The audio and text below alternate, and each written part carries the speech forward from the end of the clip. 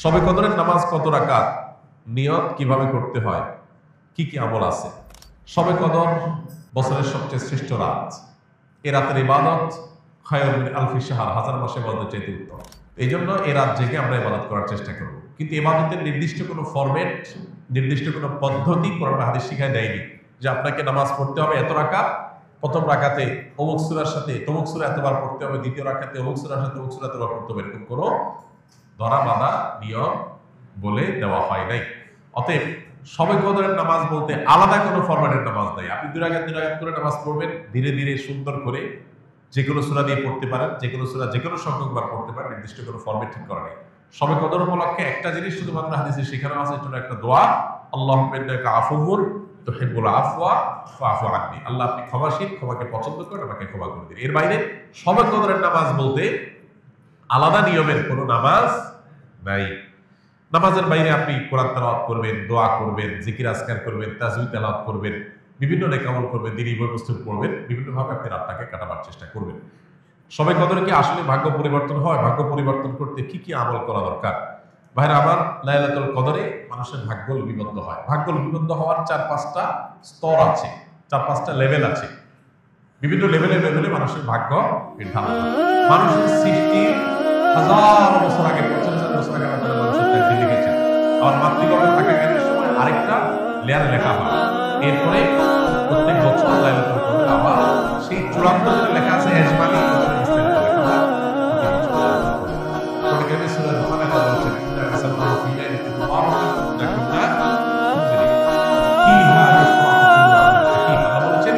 আমি এই কোরআনকে নাযিল করেছি বরকতময় রাতে। কোরআন কোন রাতে নাযিল হয়েছে? সবে বরাত না শবে কদরে? সেই রাতে অর্থাৎ সেই বরকতময় রাতে মুফরাতু কুল্লু আমরিন হাকীম, সব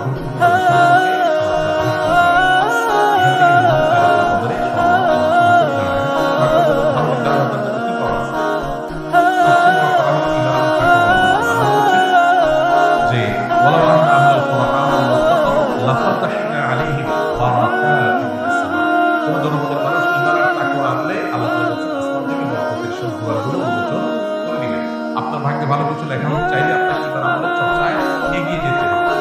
আমাদের দেশে মানুষ সারা বছর মাঝখানে মুখস্থ হবে, সমাজে বসে এসে কেন ভাগ্যে ভালো কিছু লেখা হবে।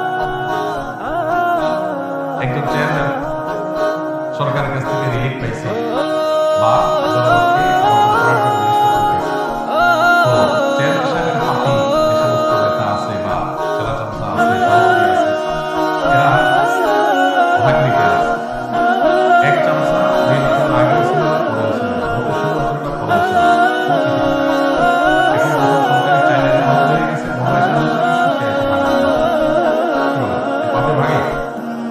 আর যে সবসময় ছিল ও যদি এদিন হাজির নাও হইতে পারে, তারপর চেয়ারম্যান সাহেব তার ঠিকই রেখে দিবে যে তুমি এগুলো বন্ধ করো। একইভাবে আল্লাহ রাব্বুল আলামিনের আনুগত্য যদি আমরা সবসময় করি, ইনশাআল্লাহ আল্লাহ আমাদের নসিবে ভালো কিছু দিবেন। এক রাতে সমাজের পক্ষে দিয়ে নেওয়া সারা বছর এটি সঠিক পদ্ধতি। দ্বিতীয়ত হলো লা ইয়ারাদ্দু তাকদীর ইল্লা দুআ। দোয়া এমন একটা হাতিয়ার যে আল্লাহ তাআলা দিনের মধ্যে পাঠ যেটা গায়ে চূড়ান্ত একটা অচূড়ান্ত তো আমাদের নিষেধ, আল্লাহ সেটা অচূড়ান্ত। আল্লাহ জানেন যে আমরা সেটাকে দোয়ার মাধ্যমে ওই তাকদীর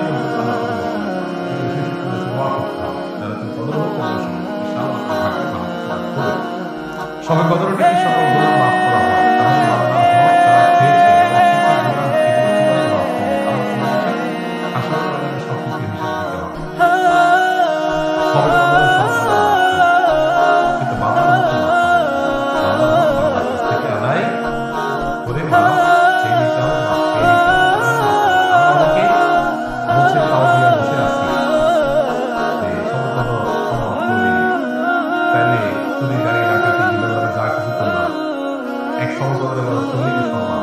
দেখুন, ইসলামের সাথে অন্য সব ধর্মের এখানে একটা মৌলিক পার্থক্য।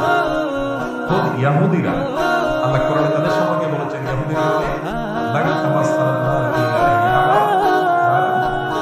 তারা বলে আমাদেরকে আগুনে জাহান্নামে কয়েকদিন থাকা লাগবে।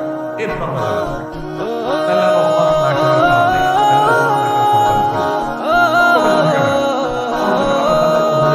গ্রান্টে এই জন্য তাদের অপরাধ থেকে বাঁচার কোনো গরজ নাই। খ্রিস্টানরা মনে করে ঈসা আলাইহিস সালাম তিনি সুরে চড়ে তিনি আত্মাহুতি দিয়ে আত্মত্যাগ করে আমাদের সমস্ত পাপের দায় তিনি নিয়ে নিয়েছেন। কারা মনে করে? খ্রিস্টান। যেহেতু আমাদের সমস্ত পাপের দায় উনি নিয়ে নিয়েছেন, অথবা আল্লাহ আমাদের আর কিছু করবে না, আমাদের প্রত্যেক নবী নিয়ে নিয়েছে সব। এই জন্য তাদেরও কোনো পাপ না করার ব্যাপারে কোনো গরজ। ইসলাম এমন এক দিন যে দিন বারবার করে কোরআনের পাতায় পাতায় বলেছে ওয়া আল্লাহ তাজিরু ওয়াজিরাতুন বিজরা উখরা, কারোর পাপের বোঝা আর কেউ বহন করতে পারবে না, কোনো অপশন নাই। তুমি পাপ করছো, তোমাকে পেতে হবে। এই জন্য একজন ইমানদার পাপ করলে সেটা প্রায়শ্চিত্ত করতে হবে। আপনি পাপ করবেন, অন্যের হক নষ্ট করবেন, আর সবকদরে আপনাদের মাফ করে দিবে। জি না, সবকদরে আপনার ছোটখাটো গুনাহগুলো মাফ করে দিবে, কিন্তু আল্লাহর কাছ থেকে বান্দার হক নিয়ে মাফ পাইতে হলে তারটা তাকে ফেরত দিতে হবে, তার কাছে মাফ চেয়ে দিতে হবে, তারপর আল্লাহ তাআলা মাফ করবেন। অতএব এই বিষয়ে যেন আমাদের ঘাটতি না থাকে। আল্লাহ তাআলার ৯৯ নাম মুখস্থ করার ফজিলত কি? আল্লাহ রাব্বুল আলামিনের ৯৯ নাম এ সম্পর্কে হাদিসে আসছে, নবী সাল্লাল্লাহু আলাইহি ওয়াসাল্লাম বলেছেন ইন্না লিল্লাহি তিসআওয়া তিসঈনা ইসমা, যে আল্লাহ তাআলার ৯৯টি নাম আছে, যে ব্যক্তি এগুলোকে হেফাজত করবে, সংরক্ষণ করবে, মুখস্থ করবে, এই ব্যক্তি জান্নাতে প্রবেশ করবে। এখানে মুখস্থ করা বলতে নামগুলো মুখস্থ করা, সেগুলোর অর্থ বোঝা, সেগুলোর প্রতি বিশ্বাস করা। আল্লাহ তাআলার গুণবাচক নাম আলিম, আল্লাহ সবকিছু জানেন, অতএব এটা আমি বিশ্বাস করবো যে আল্লাহর কাছে অজানা কিছু নেই। আল্লাহ তাআলার গুণবাচক নামের মধ্যে একটা আছে কাদির, আল্লাহ সবকিছু করতে সক্ষম, আল্লাহর কাছে অপারগতা বলতে কিছু নেই। আল্লাহ তাআলা বাসীর, তিনি সবকিছু দেখেন, সর্বদ্রষ্টা, অতএব তার কাছে লুকাবার কোনো সুযোগ নেই। এইভাবে আল্লাহর ৯৯ নামের প্রত্যেকটার অর্থ বুঝে বুঝে আপনি সেটা অর্থে বিশ্বাস করলেন, এটাই হলো প্রকৃত অর্থে সংরক্ষণ। এইভাবে আপনি যদি সংরক্ষণ করেন, ইনশাআল্লাহ এটা জান্নাতে যাওয়ার কারণ হবে। আমাদের দেশে অনেকে আল্লাহর ৯৯ নাম, এটা অমুক নাম এতবার জপলে এই কাজ লাভ হয়, অমুক নামটা এতবার বললে বা জিকির করলে এই মনের মাকসাদটা, উদ্দেশ্যটা হাসিল হয়, এই জাতীয় নানা রকমের কথা আমাদের সমাজে প্রচলিত আছে। এগুলো তাজরিবা দ্বারায়, অভিজ্ঞতা দ্বারায় কোনো আলেম, কোনো দিনদার মানুষ এর উপকারিতা পেতে পারে, কিন্তু কোরআন হাদিসে কোথাও আল্লাহর কোন গুণবাচক নাম নির্দিষ্ট সংখ্যক বার জপার কোনো নির্দেশ আমাদেরকে দেওয়া হয়নি। তাহলে কিসের নির্দেশ দেওয়া হয়েছে? আল্লাহর গুণবাচক নামগুলোর অর্থ বুঝে সেটার প্রতি বিশ্বাস মনে প্রাণে স্থাপন করা। এটা তাওহীদের গুরুত্বপূর্ণ একটা পার্ট, যেটা আমাদের অনেকেরই এখনো নেওয়া হয়নি। আমরা অনেকেই নিজেকে মুসলমান দাবি করি, আল্লাহর গুণবাচক নামের অনেক নাম আছে যেগুলো আমরা হয়তো শুনি না, জানি না, এবং সেটার অর্থ বুঝে যে মনে বিশ্বাস করব, জানি না বিশ্বাস কোত্থেকে আসে। তো এই জন্য আল্লাহর গুণবাচক নামগুলো আমাদের জানা দরকার, বোঝা দরকার, বিশ্বাস করা দরকার। আস-সুন্নাহ ফাউন্ডেশন, উম্মার স্বার্থে সুন্নাহর সাথে।